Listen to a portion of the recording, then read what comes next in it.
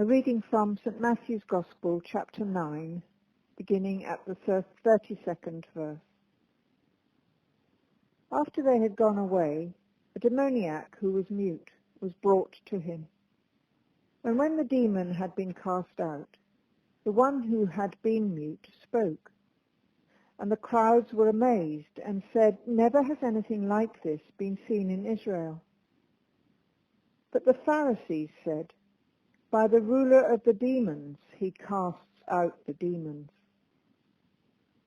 Then Jesus went about all the cities and villages, teaching in their synagogues, and proclaiming the good news of the kingdom, and curing every disease and every sickness. When he saw the crowds, he had compassion for them, because they were harassed and helpless, like sheep without a shepherd. Then he said to his disciples, "The harvest is plentiful, but the laborers are few. Therefore ask the Lord of the harvest to send out laborers into his harvest." When I was around about 10 years old, I went to stay with a friend who was also a distant cousin, and his family lived on a farm in a village near Bury St Edmunds in Suffolk.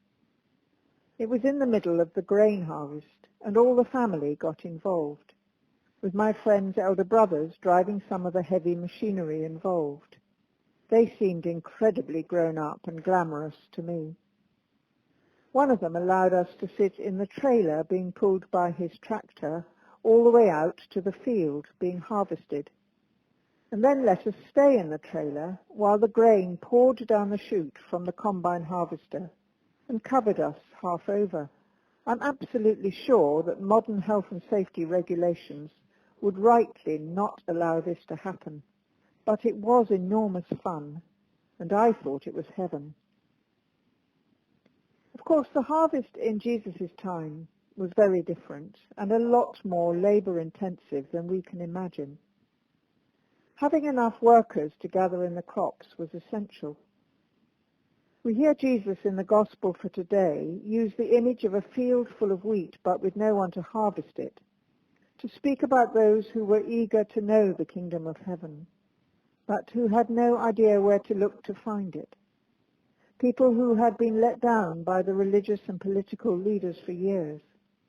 People he could see all around him, confused and harassed and helpless like sheep without a shepherd.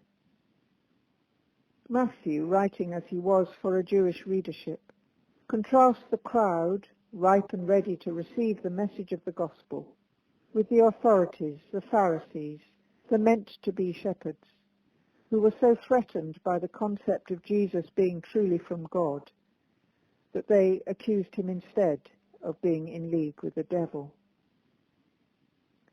Everywhere Jesus went, crowds gathered around him, hanging on his every word, longing for his healing and his blessing, desperately in need of the leadership he brought to them, from a heart full of compassion and love. Small wonder that, faced by the enormous need he saw around him, and mindful that it would be his closest core of followers who would have to carry on his mission in the future, Jesus asked them to turn to the Lord of the harvest and to pray for workers to share the task. In the way Matthew has shaped his gospel, the very next chapter begins with Jesus summoning the 12 and giving them authority to cast out demons, to heal disease and sickness in the way they have seen him doing, and to start with the lost sheep of the house of Israel. The story of that sending out is the gospel for tomorrow. But it is interesting to note that Matthew doesn't include any mention of their reporting back. Perhaps because he is writing beyond the 12 to the work of the church, the unending commission to share the good news of Christ and to proclaim that he is near. I expect we can all relate to times during the last few months when harassed and helpless was quite a good description of how we have felt, uncertain, confused, and at times very anxious.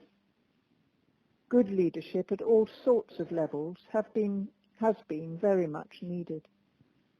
And I expect we've all appreciated and indeed experienced examples of wonderful leadership that has flowed from a heart of compassion and that is fueled by love. It has been there in response to the pandemic that head teachers and senior leaders have so often brought to their schools, guiding and managing their staff to provide the very best they can for the children in all the trials and transitions of the last few months. It has been very evident in the dedicated and selfless care that has been offered to those who've been desperately ill in our hospitals, and amongst the leaders of our care homes faced with deeply difficult decisions and choices in order to shield and protect those who are very vulnerable. And we have seen it in the church too, as new ways have been found to bring Christ into our homes, and where the focused intent has been to ensure that no one was left isolated or uncared about or going hungry. As we move through the next stage of our response to the pandemic, and as we take our next steps towards what is often called a new normal, there is so much that has been learnt, and I hope much that won't be lost sight of, as we ask God to guide us in seeking out the fields that are ready for harvest, and in discovering how we can all share together in the task of bringing his kingdom near. May God bless you and keep you. Amen.